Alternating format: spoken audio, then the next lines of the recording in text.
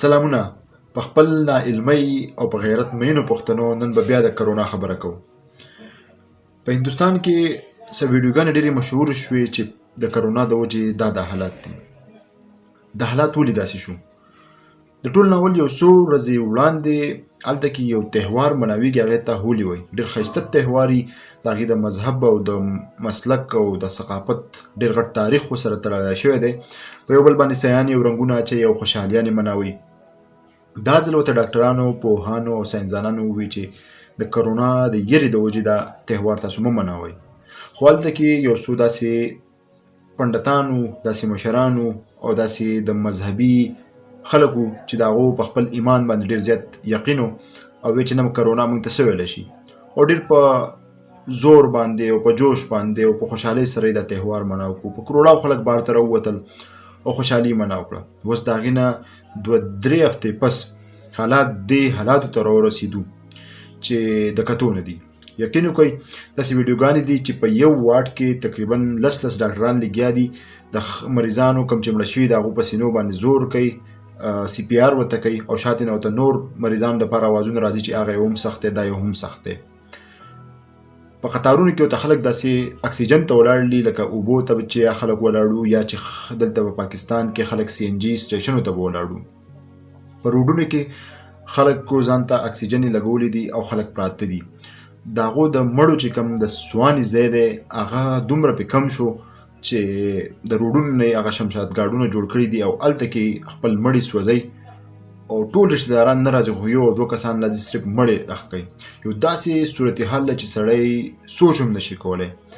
دا ولې چې د مذهبي یو څو خلکو داسې خبرې وکړې او د هغې د وجې حالات دا نتیجه راله. نورې به هم وجي، دا یو وجه نه، نورې به هم خامخا وجي. اوس دا هندوستان هغه ملک دی چې د هغې د صحت نظام زموږ نه په 100 چنده بهتر دی. د هغې اکسیجن چې کوم پلانټس دي هغه دومره سیوا دي چې زموږ د اکسیجن د کیپاسټي نه 1000 ګونه زیات دي. هغې په کرونا خپل 2 ویکسین جوړ کړي دي چې هغه ورته ډېر زیات ارزان پریوزي او د 11 کروړه خلکو نه سیوا خلکو ته ویکسین هم ولګول. او د هغو د سبق دا نظام دی چې زموږ ډاکټران د هغې کتابونه لولي او په دنیا کې هغو په خپل یو نوم جوړ کړل د صحت حوالې سره او د ساینس حوالې سره. هلته دا حالات دي. اوس چې کله دا حالات شروع شو نو زموږ پاکستانو او پښتنو ورسره ډېر زیات هغه وکړل، همدردي وکړه او په ټویټر یې د ټرند وچلو او ډېر د خوشحالۍ خبره ده، ځکه چې دا خبرې به کله موږ مخکې په نارمل روټین کې دا کولې نو موږ ته به وایي چې تاسو غداران یې چې د هندوستان سره د مینې او د همدردۍ خبرې کولې. خو د کرونا د برکته اوس پاکستاني او خلک ورسره همدردي کوي، وایي چې انډیا نیډز اکسیجن، او ټویټر ټرند یې ورته وچلو، په فیسبوک او په هر زبان موږ دا هر څه خبرې وینو. د خوشحالۍ خبره ده. دویمه خبره دا ده چې هلته کې فوجان لګیا دي د خپل مریضانو ته اکسیجن او دا شیزونه رسوي. نو دلته اوس خلک په دې هم پوه شو چې د قامونو ترجیحات غلط وو. کمې پیسې چې موږ له په خپل قام لګول پکارو، په خپل وطن پکارو چې د دې د صحت نظام موږ بهتر کو، د دې سهولیاتي نظام موږ بهتر کو، هغه موږ په داسې اسلحو لګول دي چې د نور وطنونو د نور قومونه پې موږ خرابولی شو. دا خبره هلته کې په هندوستان کې هم ده او دا دلته پاکستان کې هم ده. اوس چې پاکستانو سره دومره خیرخواهي هم ظاهره کړه، د خوشحالۍ خبره ده، موږ یې خیر مقدم ورته کوو.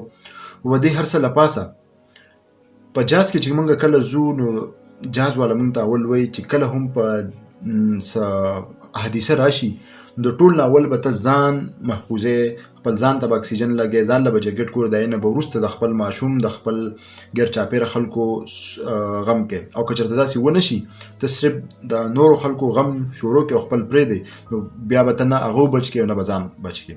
اوس د پاکستان د صحت نظام موږ ته معلوم دی.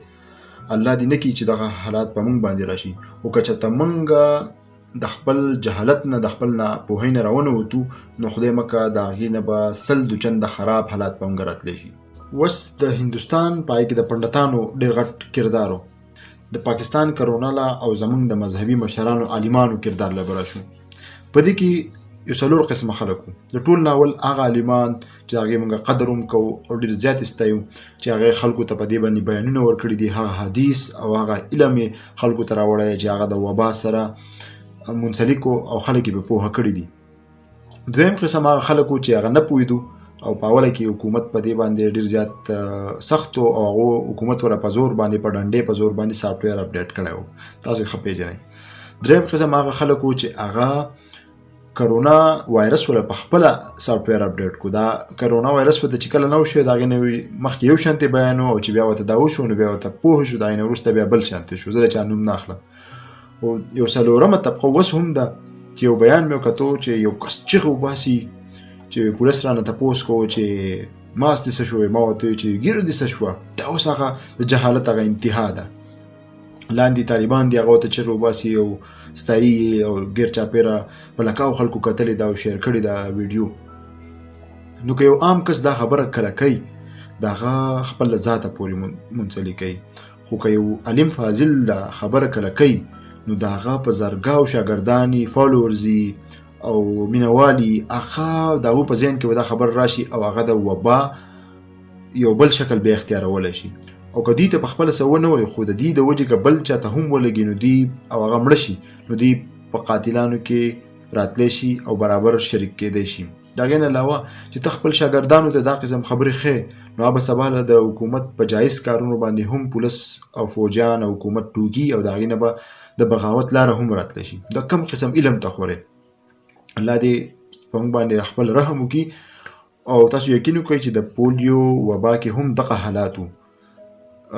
کله چې پولیو وبا راله په 130 ملکونو کې وبا او ویکسین جوړ شو د غټي قربانۍ او د پیسو نه پس نو دلته داسې خلک پکې هم وو چې هغوی د صدر بوش مچازي دي او چا چې بیل ګیټ را باندې کنټرول حاصلوي.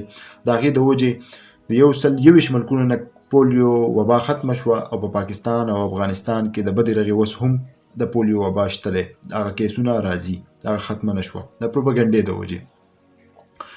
اوس تاسو له کول څه پکار دي د ټول نه اول دغه عالمانو ته او د خلکو ته زما خواست دی چې ماسک ضرور استعمالوي که مشرانی که کشرانی او کله چې هم بنځي حالي کمرې گاړې پای کې خدا ضرور خامخا استعمالوي ځکه چې په بنځي کې دا ډیر زیات خوريږي وایرس. دویم خپل کړکۍ او دروازې کولاو ساتي. دریم چې کله تاسو غونډي جرګي یا ګیدرینګ واده یا بل څه نو اول کوشش وکړئ چې پای کې هغه دی فزول میټینګونه نو هغه مکوئ خو کاغه ضروری وي نو هغه په کولاو ځای کې وکړئ د اسمان لاندې په غولې کې په برمده کې په کوټله پاسه په بند ځای کې مکوئ. هغې نه علاوه کوم چې اس او پیز دی هغه فالو کوئ. د هغې وجه دا ده چې ځینې خلک وایي چې دا ولې د 6 بجو نه به وروسته د ژوندی او مخکې به مړي دا وایرس او عجیبه عجیبه خبرې کوي. خو دا یو ساینس سټیټسټکس وایي چې څومره هم په دې اس او پیز موږ عمل کوو نو د دې پروبابیلیټي کمیږي چانسز کمیږي. که 100 کسانو ته کېږي نو بیا 500 ته کېږي که 500 ته کېږي نو بیا 50 ته کېږي. په دې طریقې موږ راکمولی شو. دا پروبابیلیټي او سټیټسټیک یو پوره ساینس دی. دا د تحقیق نه پس تاسو ته ویلی کېږي. دا یې نه علاوه د خپل خوراک او د اوبو ډېر زیات خیال وساتئ او ویکسین خامخا ولګوئ. مشران اوس د 50 کال نه کم لپاسې د هغې ته ویکسین ټول ته شروع شوي دي هغه خو سمدستي نن داخله وکړئ. او کم چې کشران دي او استطاعت لرلی شي نو ځان له دې په پیسو باندې ویکسین واخلي. د شوکت خان هم نه میلاویږي نور ځین نه میلاویږي او ځان ته دا ویکسین ولګوئ چې په هغې باندې زما یو بله ویډیو هم را روان تاسو بیا کتی شي چې دا کار څنګه کوي او 80% د هغې نتیجې چې دي هغه راغلي دي او ډېر زیات ښه ویکسین دي. نو په لوی خدای مو سپارم چې خپل جهالت لري کوي غلط خلک مه اورئ او په دې شیزونو باندې عمل شروع کوي او په دې وبا کې خپل یو ښه کردار ادا کوي. که نو داسې خدشه شته دی چې زموږ به د هندوستان نه هم خراب حالات راشي. په لوی الله مو سپارم. سلامونه.